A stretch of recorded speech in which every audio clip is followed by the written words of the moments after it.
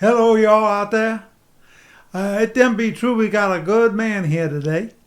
I'm very happy about it, because this boy, he's a musician. And he's a world-class musician. That them be true. His name is John Isley. And he just got done playing with the most famous female diva that you ever did meet. And that is Diana Ross from Diana Ross and the Supremes. Of course, y'all probably pretty too young to have any idea who that is. But we're going to interview John Isley today and just see a little bit of the insight of what Diana Ross' life like now. Okay? So without any further ado, and that them be true, doggy doo, this is John Isley. John, thank you for coming into the studio today. Oh, Frenchy, I'm so happy to be here. Thank you so much for having me on the show. Yeah, I'm interested in hearing your last concert. Like what it was at the Hollywood Bowl in La La Land, right? Yep, that's correct. Out in La La Land, we were in Europe for most of the summer, and we came back, had a couple of days off, and then went out to LA for a couple of shows at the Hollywood Bowl. And it was a fantastic experience. And just tell the folks a little bit about Diana Ross. Well, I mean, she's a legend. She's she is 81 years old, still a consummate performer, still, a total pro. You can see why she is who she is. Yeah. When you're around her, she carries herself with that star diva poise and attitude and acumen, and she puts on a hell of a show. She's got an incredible band behind her, even if I am part of it. How big is the band? Let's see. So 4 background singers, 4 horns, and then let's see, 5 rhythm sections. So drums, bass, guitar, keys, percussion, and actually there was a second keyboard player on this run, so that would be 6. So what is that? 14. 14. 14 yeah, that's plus a nice her. sized band. Yeah, it's a good sized band, and we're also running a lot of tracks too. So it's a big sound. It's a very, very large sound. Yeah, interesting. So, what was it? 3 days or 2 days? 2 days. 2 days out there. Yeah, we flew out. I think I flew out on Thursday. We played Friday and Saturday, and I flew home on Sunday. Now, had you ever been to LA before? I've been in LA several times, both for tours and one-off shows, and I was out there for NAMM a couple of years ago, a couple of times, but I had never played the Hollywood Bowl, and that was really special. As I was saying earlier, there are stages that are kind of iconic to musicians, the Reineman stage in Nashville. I remember walking out on that stage, and I'm standing right where Johnny Cash stood, wow. For all those shows. And it's just, you feel the ghosts in the floor. I felt the same way at the Apollo. I got to play at the Apollo a few years ago, and you're standing in the wings, and there's the stump, and you've got that view of the stage going through that curtain. And it's just that thing that you've seen a million times on TV, but it's like, oh man, I'm standing here, getting ready to do that. And the Hollywood Bowl, it was the same thing. It's like, for years I listened to records that were recorded there. And, of course I've seen videos and footage and, everything of that. And, getting to walk out on that stage in front of 17,000 people and, perform with an icon, perform with a legend, like that. It was truly special. It was a very, very blessed opportunity. I always wanted to get out to Hollywood, because if I got out to Hollywood, I'd like to meet Lassie. Did you meet Lassie? Any dogs out there? Did you find it? Unfortunately, no. I didn't get to meet Lassie, but I'll look for her the next time I'm out there. Okay. Well, how about the Bud Light dog? No, I'm not talking about the woman that was doing the stuff, but I'm talking about the actual dog. The actual dog, no. No, you didn't meet the Bud Light dog? I didn't meet the Bud Light dog. Oh, wow. Okay. So I do have another question for you. You also were in Europe, right? Yes. And tell me about that. So let's see. So we started in England. We flew over and had 3 days of production rehearsals in England because we were doing live shows with orchestra, with full orchestra. So we had a 65-piece orchestra with us. So of course we had to go over and rehearse and figure out, all the things that we've been playing for the last 15 years that don't work with the orchestral arrangements. So we got to sort all that out. So we did that, and then we started performances. I'm trying to think. I think we did 6 shows in England. We had the Halle Orchestra from Manchester for 3 of those shows. And then we had the Scottish Royal National Orchestra when we were in Glasgow with that. And then we had the London Royal Philharmonia Orchestra, which is a bunch of players from the London Phil, but a slightly different organization with that. And man, I got to tell you, there is nothing like standing in front of 65 musicians in an orchestra, even on on a pop gig, and having that much sound coming at you. That damn be true. I can just imagine. For me, I'm a dog, so I'm not going to be in front of it. But I do play harmonica. Did you know that? I did know that. I've heard you're a very good harmonica player. Yeah, it's hard because we all got little different lips, Yeah. So it's hard to get the little, get that on the holes, get it right on the holes. But I think I'm doing a good job on it. Yeah. But I got more questions about Diana. Okay. Is she got an entourage? What do you call it, an entourage or something? What is that? Where you got a lot of peoples. Well, with it you? depends. It depends on the venue. It depends on where we are.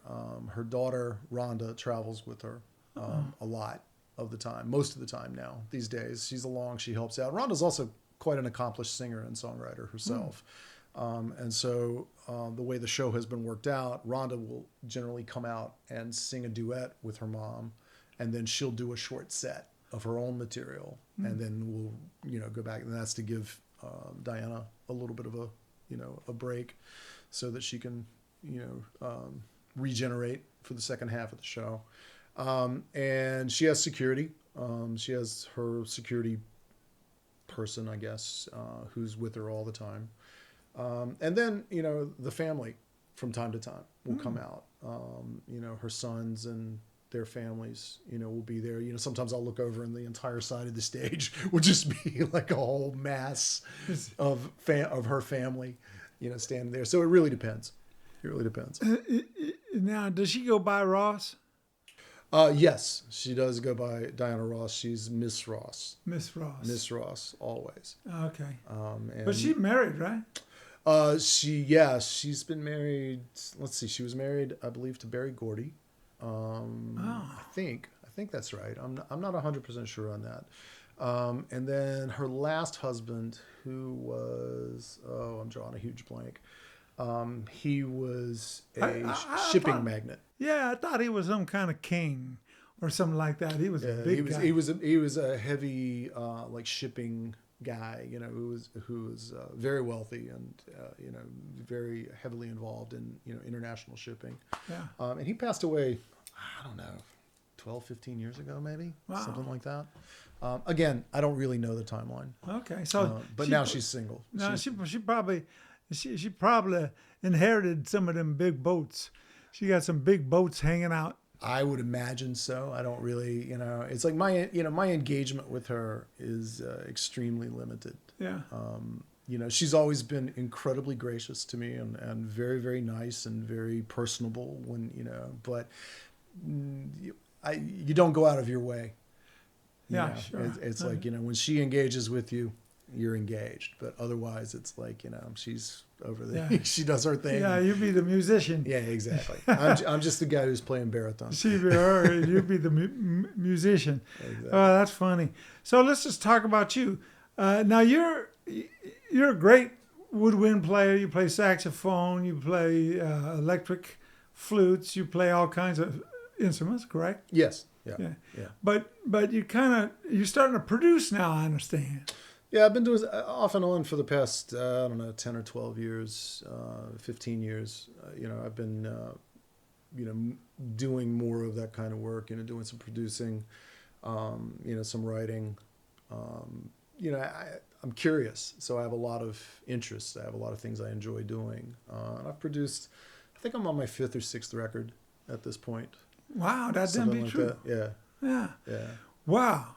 So, but what I heard is that you all gonna do some stuff for Mita, and you're gonna try to produce some tracks in a certain styles and stuff like that. Is that true? Yeah, that's the plan moving forward. I've been in discussions with the team, and we're talking about starting to work on some production music for some of the new things that are coming out of Mita, and I'm thrilled to be involved.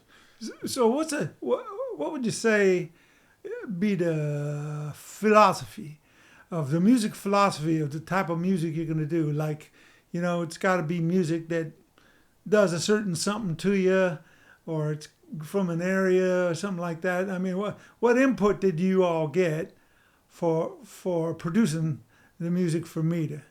Well, I guess the executive producer, his instruction, my interpretation of his instruction, I should say, is, it's got to groove you. It's got to move you. It's got to be something that makes you, that gets in your soul.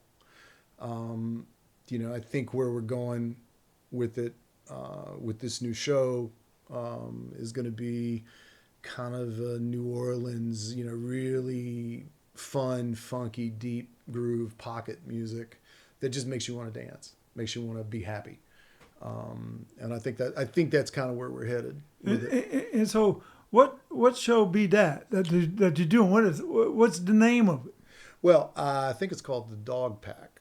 The Dog Pack? I think it's The Dog really? Pack. You're going to be on The Dog Pack? Yeah, I think that's so. That's my show. Yeah, I know. Hey, I know that's your show. I'm the leader of The Dog Pack. Yeah. You met the dogs yet?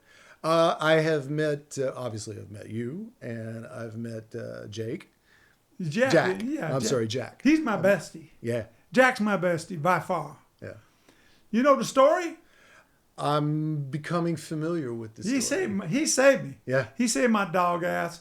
Yeah. I tied to a lamppost. Yeah, outside of Jumpin' Jacks, right? 10 weeks old. 10 weeks old. How old are you now? I hate to say it, because dogs' life, we get old quick. Yeah. And, if I was translated to human, Yeah. Older 21. dirt. I'm 21. Okay.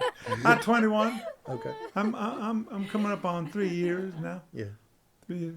Right. But the Dog Pack, we all eat Cajun food. Yeah, that's what I've heard. And you know what Cajun food do to you? Yeah. You do? Yeah. Okay, check it out. Yep, that's some Cajun eatings right there. See, I told you. Yep. Just check it out. I can do it 3-4 times. It's really, watch this.